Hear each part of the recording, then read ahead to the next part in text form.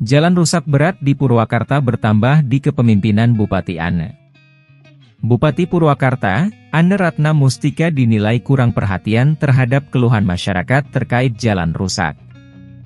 Hal itu terbukti dari bertambahnya jalan rusak berat di kota yang terkenal dengan sate marangginya tersebut.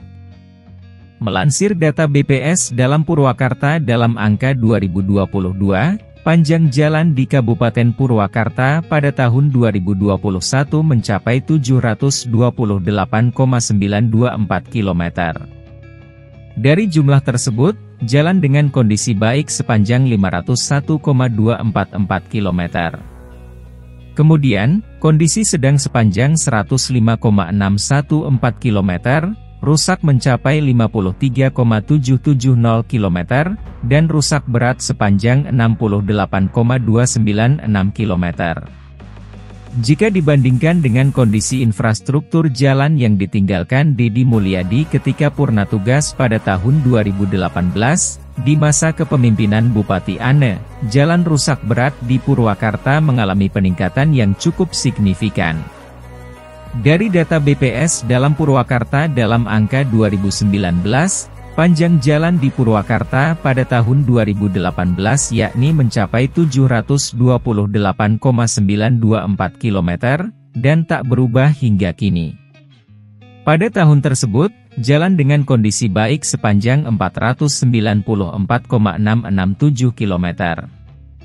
Kemudian jalan kondisi sedang 118,385 km, jalan rusak 97,657 km dan jalan rusak berat mencapai 18,215 km.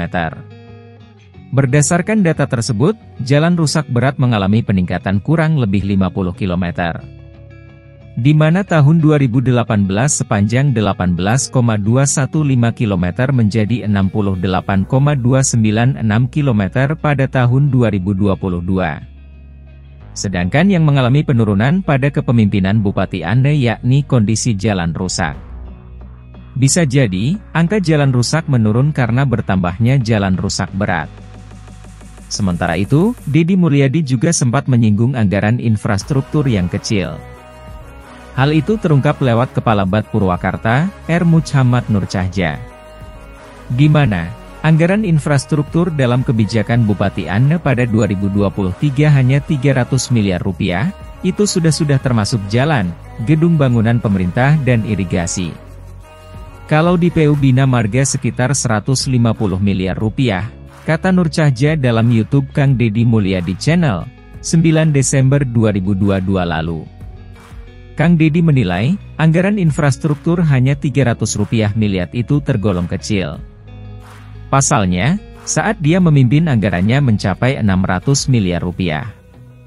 Bahkan, kebijakan anggaran pada kepemimpinan Kang Deddy khusus untuk infrastruktur jalan bisa menghabiskan 250 rupiah sampai 300 miliar rupiah.